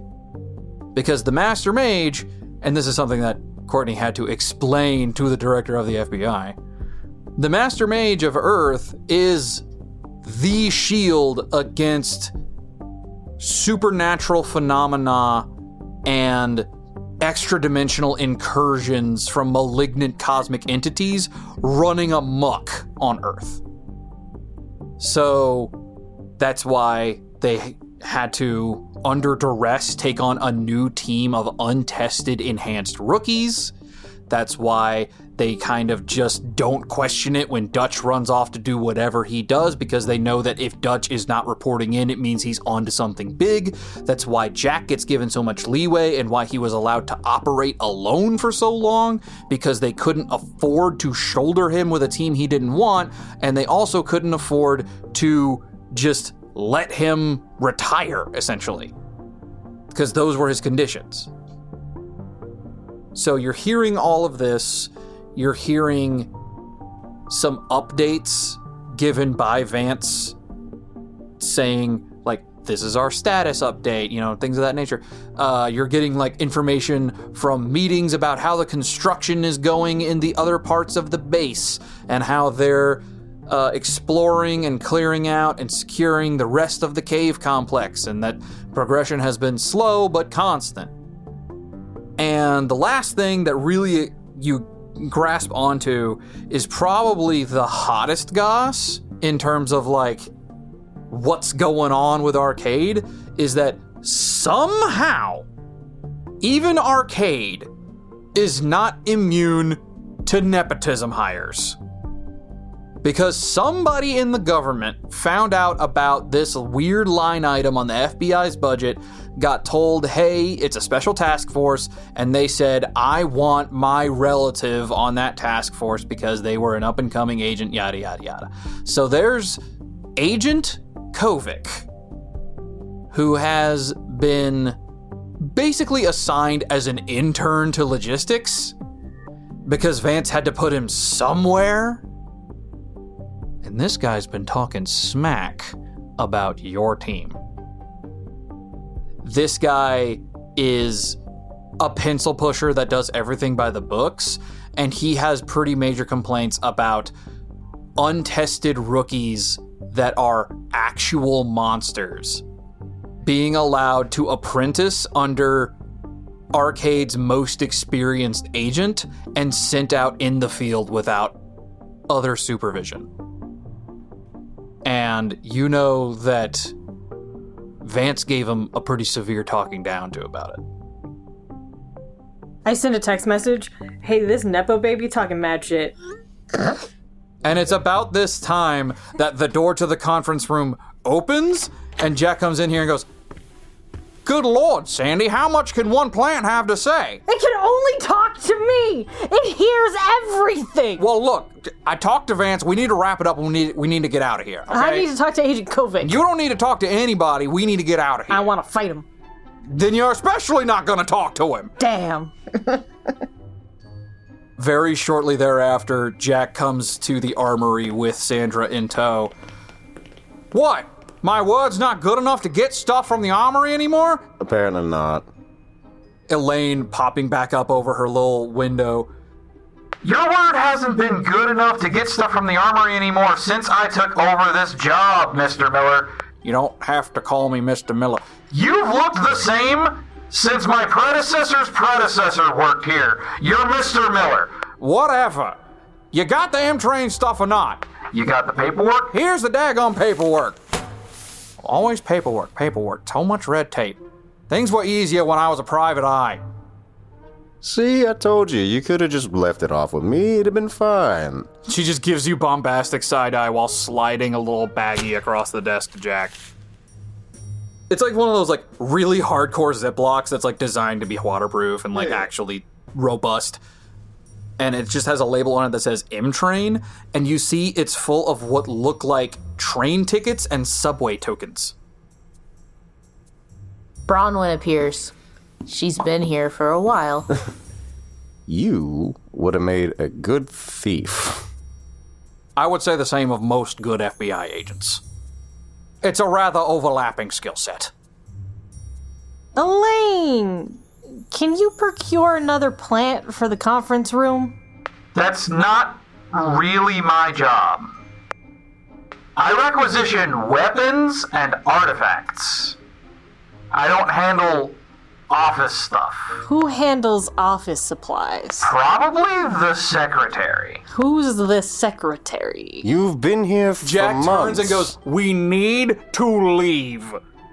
We'll look Call for the a plant. secretary and ask for another plant.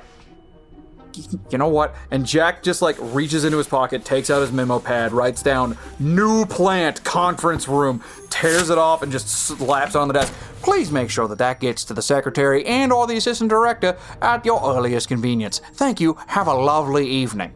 And then Jack literally like grabs you by the shoulder and like goes to steer all of you back out of the building. Okay. On your way out, you pass by the area where communications is, and Kendra just kind of calls out to you, Bronwyn! Emerald City! You're the best, Kendra! And as you're passing back through like the main thoroughfare, you see Assistant Director Vance kind of like on her little balcony because you got to go up a couple flights of stairs to get to her office. She looks down from up there and goes, and Jack, I want you to report back in daily. And he goes, you got it. And just kind of ushers you back out the door, up the elevator, and back out into the street. And Jack goes, all right, we need to get to Emerald City and we need to get there fast. Sandy, you're an Emerald local. If I give you this, can you get us there? I guess. I don't know how that works. You just kind of think real hard about the place you want to go. And he goes to hand you the cloth, and he says, now you're going to want to be careful because you are whisked halfway across the country. Where in Emerald City do you land? That park I landed in when I first woke up after that 9-year gap. So you visibly appear in a public park. Yeah. Thankfully, at night. Yeah. In Emerald City. Real quick. He snatches the thing, the piece of fabric. You two cannot be trusted with this anymore. I'm revoking your privileges. This stays, and he jams it in the opposite coat pocket of his cigars with me now. Does it have any uses left? One. It has one charge. I've been keeping according to track. Thomas. Nice. You're both too scatterbrained. The second you touched it, it went. That means you were preloaded with a thought, which means it could have changed at any second. We got to Emerald City. Look, none of that matters right now. We've got a hearse to find. He turns and gestures to you, Sandra. Sandy, we need wheels. On it, Jack. She pulls out the key fob. Click, click. You pull out your key fob and press one of the custom buttons that was put on there by the arcade technician, and you hear a spectral boop boop as a swirl of shadow and darkness appears and moves through the air, and as it moves, it deposits your car from its pocket dimension here into the material plane. And from literally nowhere, a early 70s Plymouth Satellite with a metallic teal paint job materializes into the street before you.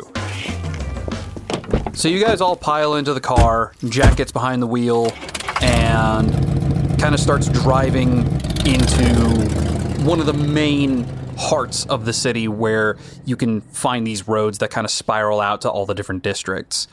As he's going, he looks to the three of you and starts giving instructions. Bronwyn, you hop on the laptop, you pull up whatever kind of local police database or FBI chatter you can. Sandra, you're a local. Vic, you used to work for the mob here. You two start brainstorming, thinking, where could these guys be right now if they're hauling something and they're here to hand it off to somebody else? Because we know that this guy didn't do it of his own volition. Somebody hired the embalmer to do this. So there's gonna be a handoff somewhere. All right. Bronwyn pulls out her laptop. And that is not my best roll. That is a total of 10 in law enforcement, so not getting much, I'm assuming. Okay. I would like to look on this version of TikTok for any instances of armored hearses in the Southern Shore area. Just basically check social media to be like, what's this armored hearse doing? Like, yeah.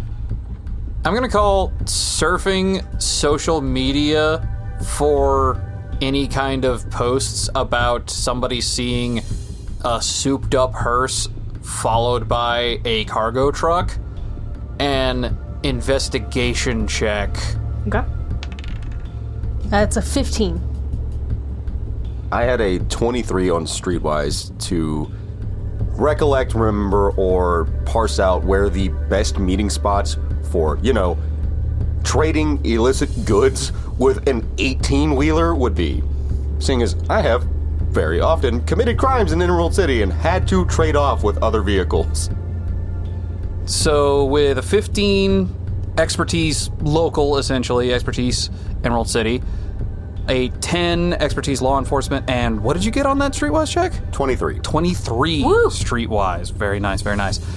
I'm going to go ahead and consolidate all of that as you guys combine your knowledge pools together, as you're like triangulating, okay, according to social media, this armored hearse got spotted in these areas.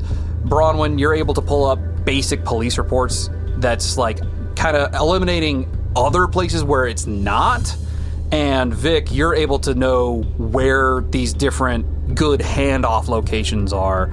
And between the three of you, you're able to combine all of this into figuring out that the most likely place for where they're going seems to be the dockyards in the Southern Shores district. Shipping yard, go there first. Call it a hunch, but... You got it. And you guys start making your way there. Again, Emerald City is a major metropolitan area. There is an amount of traffic, but you're getting into the wee hours of the morning here. Yeah.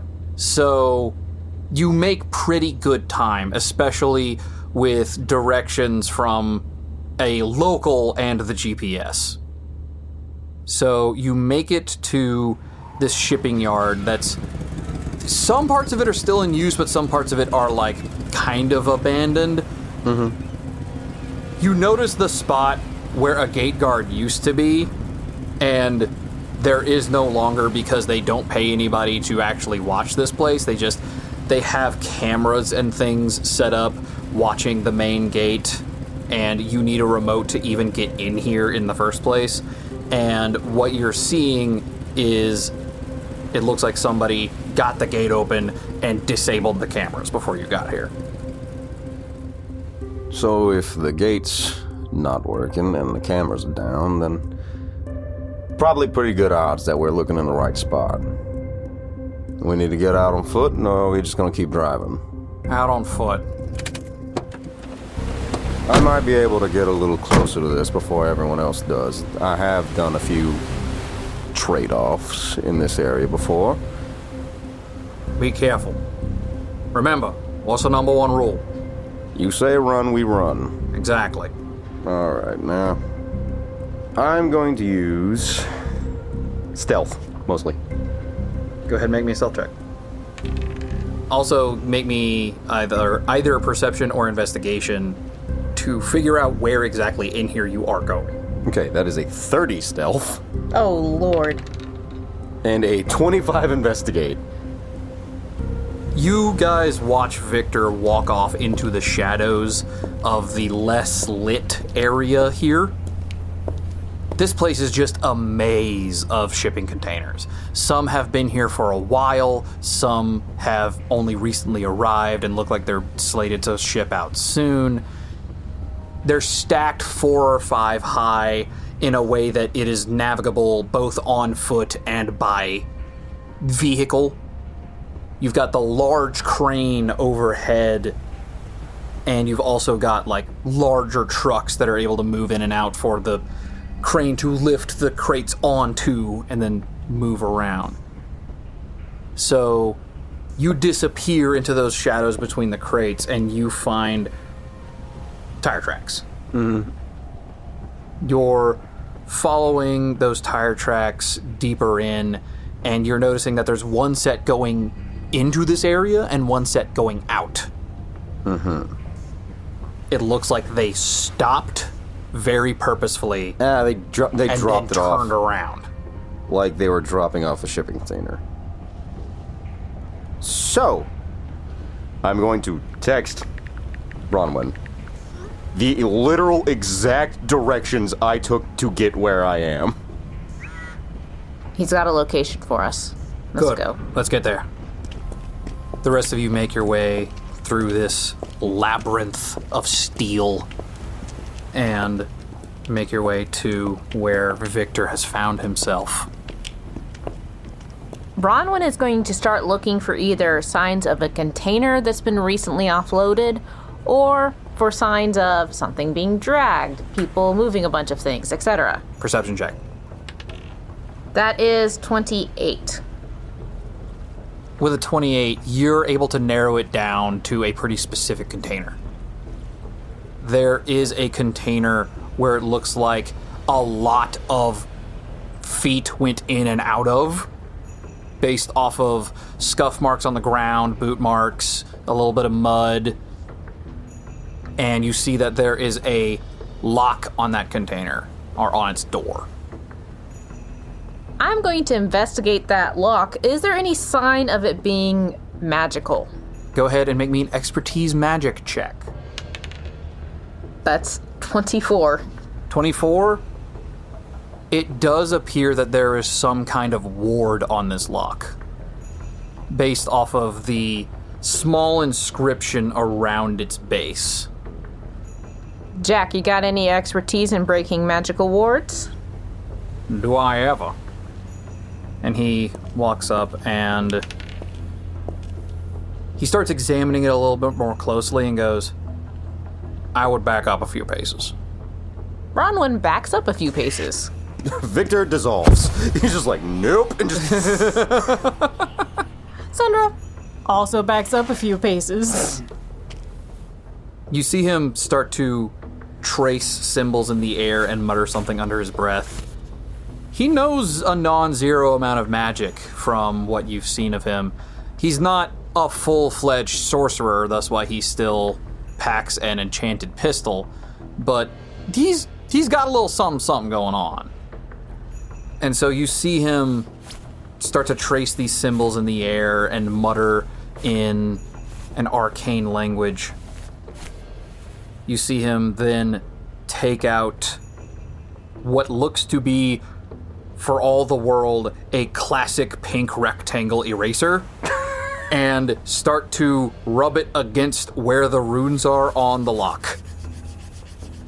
After about a 3-minute process, he sighs, stands back up, draws his pistol, flips it around to where the barrel is in his hand, and then just knocks the lock off of the side of the container. Once you break the ward, it's just a normal lock. So. And then with a... he opens the container door, and you see what you can only imagine to be the contents of all the boxes in that warehouse in Indiana Jones. You see, in no particular order, a Gothic warhammer, an hourglass where the sand is simultaneously flowing up and down, several crates that appear to be covered in different chains with giant engraved plaques on them saying, do not allow to touch the other crates. And you see that they are shaking. You see various books and tomes covered in different wrappings and leather. Some of them appear to be made of human skin. Oh, there's always one. Of course. You see amulets, necklaces, rings, statues, and how about each of you give me the description of an artifact that is in this container? Oh, yeah. Okay. For what in all intent and purposes looks just like a plastic air pump. You know, something you'd fill up balloon animals with. Just with a regular hand. It just looks completely normal, aside from the fact that the tip of it seems to be a very heavy-looking actual metal on the end. But that's it. It's just sitting there. There is a circlet. It appears to be made of some kind of silver material. There are words on it which appear to be different every time you look at them, and they twinkle softly like stars. Propped up against one of the walls of the shipping container is a staff with 2 twisting bodies of snakes. No insight checks needed. You have seen Jack stare down an eldritch horror without flinching. When he opens that door and gets a look at what is inside, all the color drains from his face. What's not here? It's all here, and none of it is arranged correctly. Does that matter? There are things in here that do not play nice with other things in here. This whole thing is an arcane time bomb.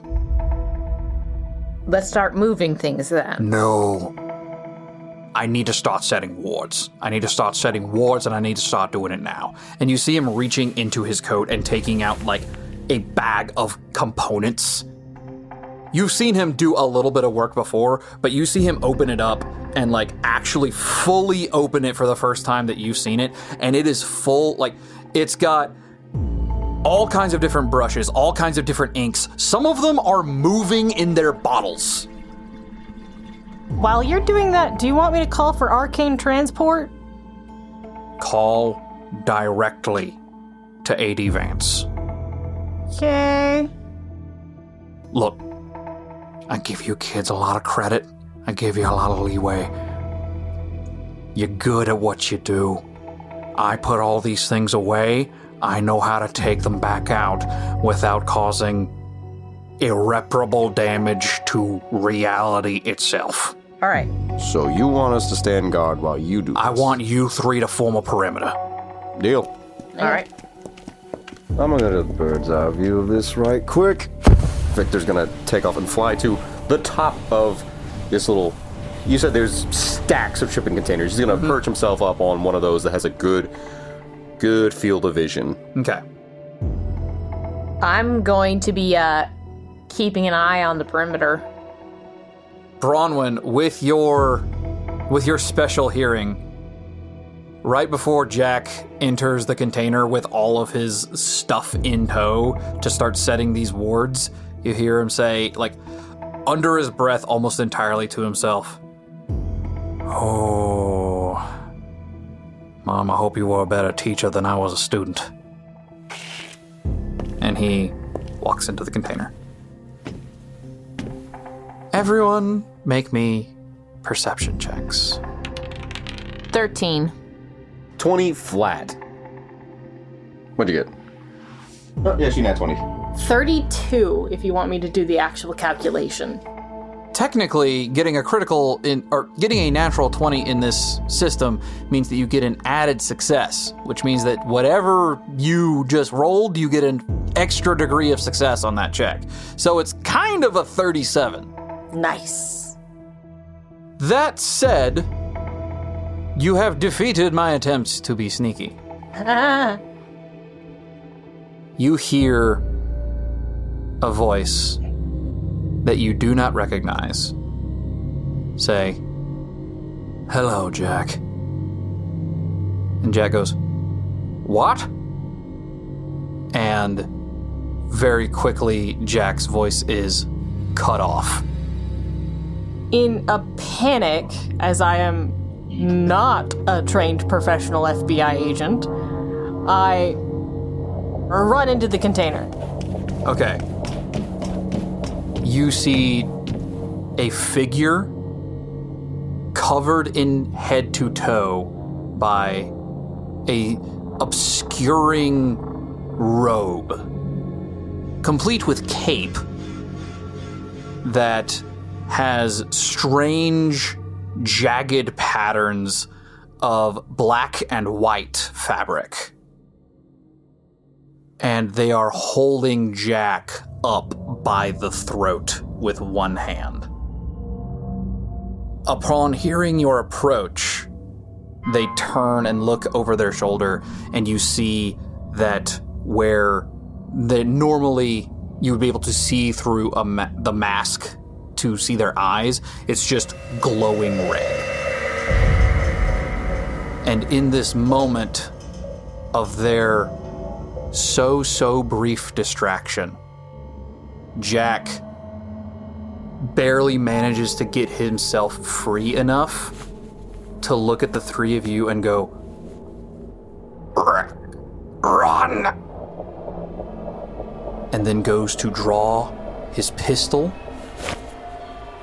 The stranger turns and bats his hand away, and in that moment, the pistol discharges into the container.